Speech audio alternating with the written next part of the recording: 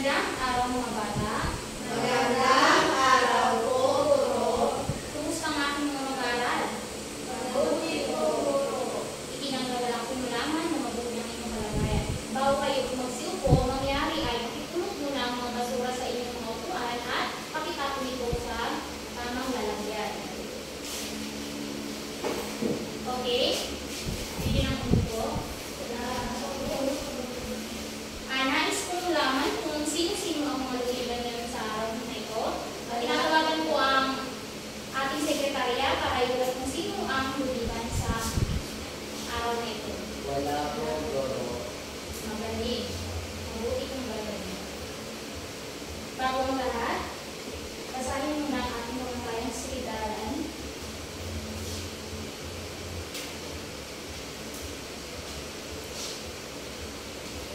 Mga bata, pakibasa. Magpakita ng respeto sa guro at mag-aaral. Makinig at sumunod sa mga instruction. Mag-ingat sa mga gamit na mga kagamitan at pasilidad. Magpakita ng magalang asal at disiplina. Huwag maingay o gumawa ng pagkuluhan. Ito ang ating pangalaman sa silid-aralan. Malinaw ba mga bata? Oo, Guro.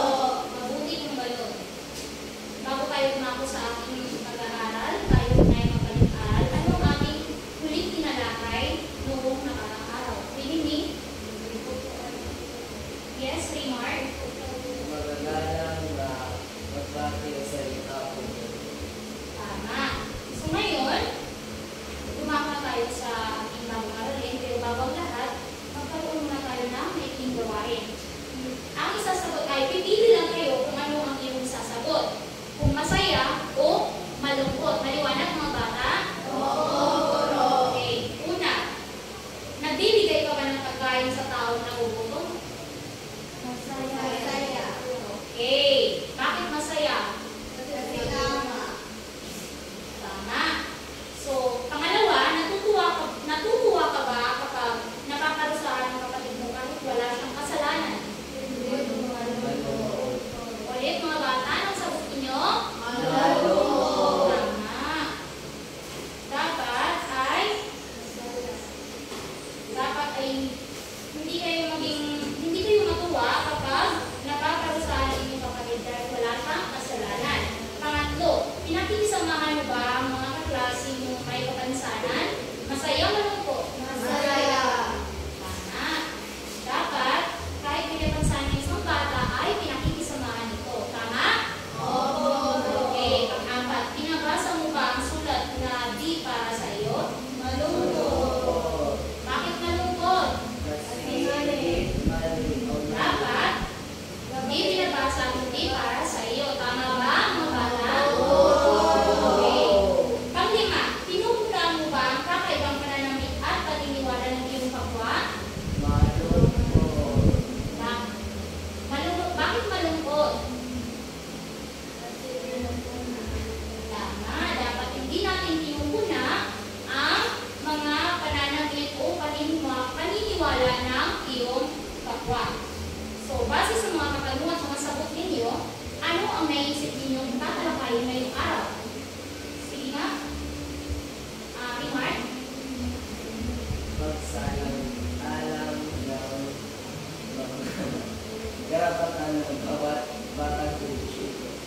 Tama. Ang paksang tatalakayin natin ngayong araw ay tungkol sa pagsasalang-alang sa karapatan ng iba.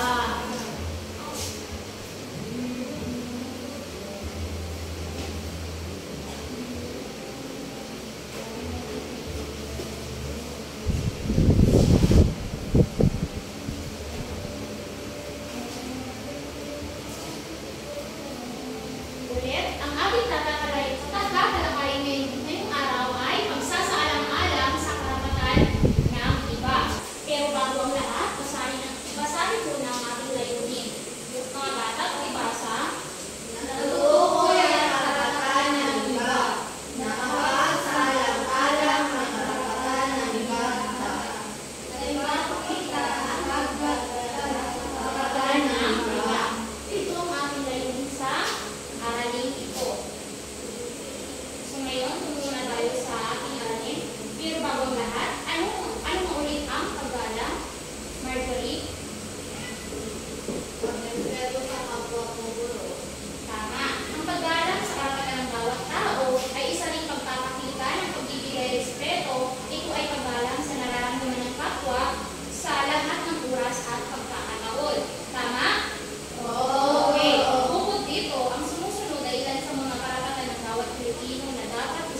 paniniwala. Tandaan ang mga ito. Una, pakibasa mga bata.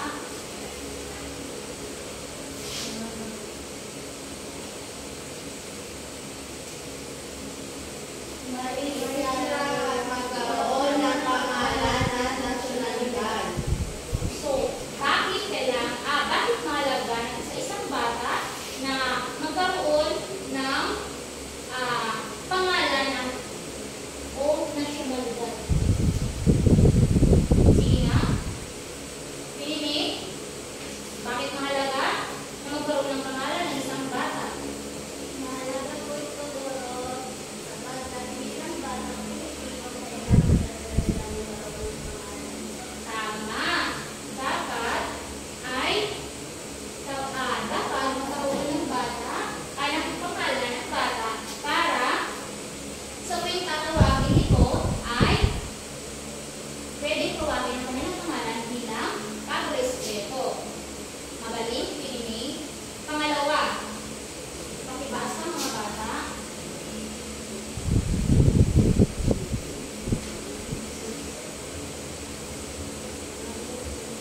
magkaroon ng tahanan at pamilyang mag-aaruga. Magkaroon ng tahanan at pamilyang mag-aaruga. Bakit mahalaga ito para sa isang bata? Yes? Marjorie?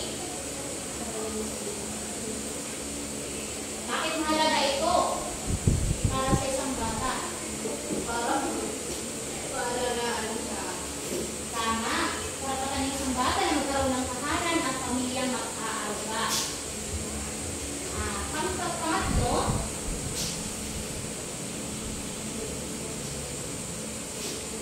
pakibasa mga bata.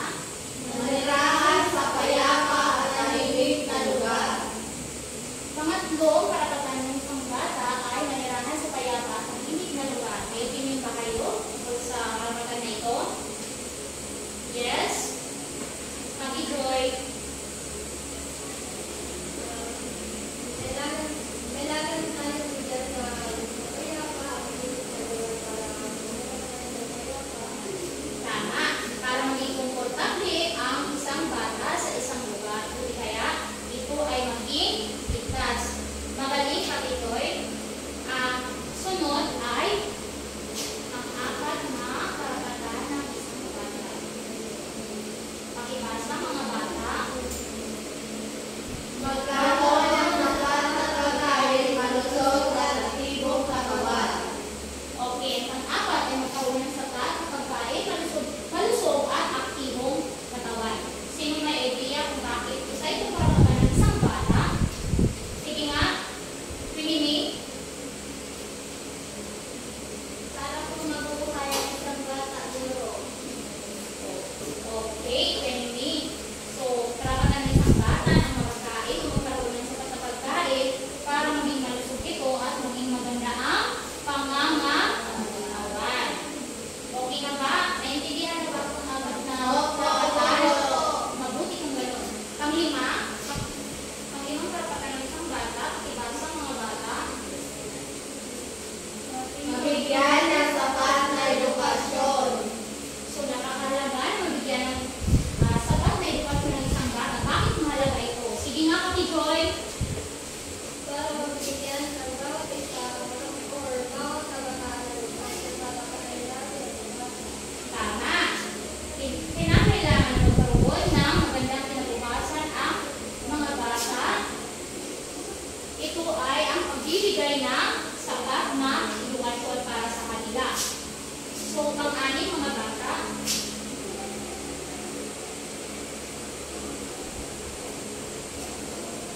pakibasa mga bata. Maunlad ang kakayahan. Sino may idea sa pang-anim na karapatan ng isang bata? Sige nga, Kati Joy ulit. Dapat nila pag-aaral ang kanilang kakayahan.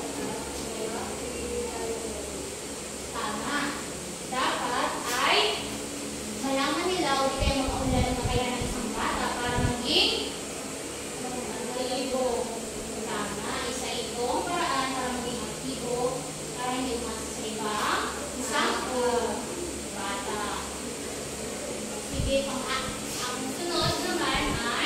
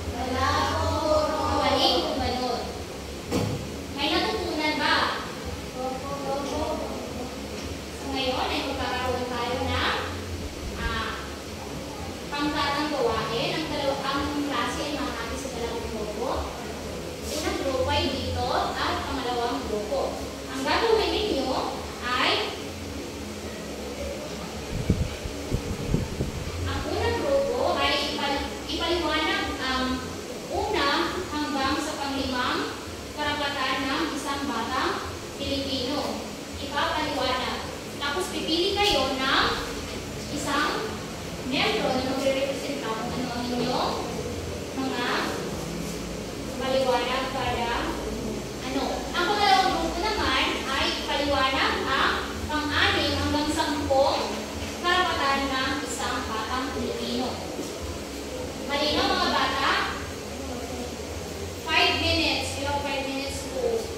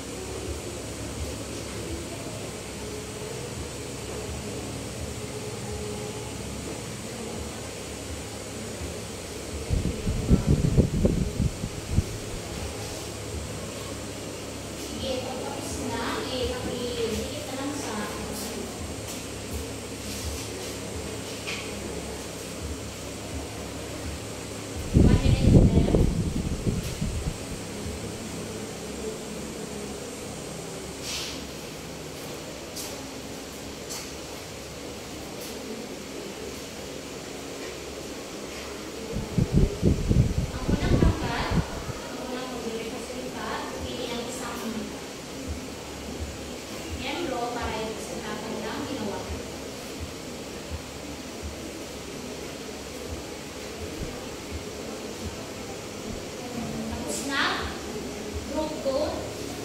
Okay, pakikita mo yung ginawa. So, lahat ay natapos sa saktong oras. So, ngayon, group 1, pakipresent na namin yung ginawa.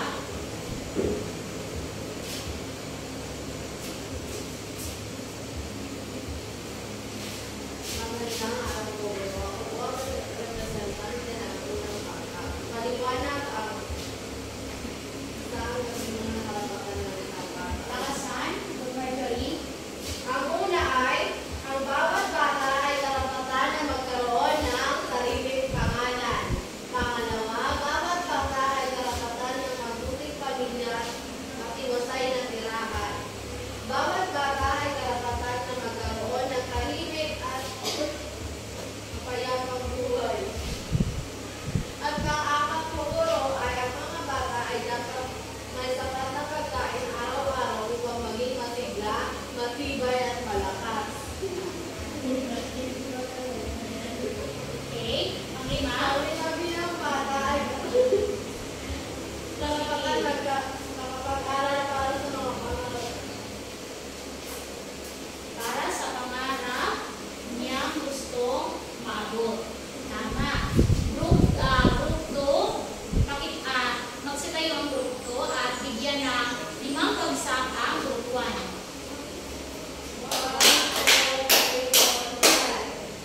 Okay. So, group 2, sino ang magre-representa sa inyo? Nagkakaroon sa inyong lahat. So, narito ang gawa ng grupo. So, paliwanag ang 6 to 10 na karapatan ng isang bata.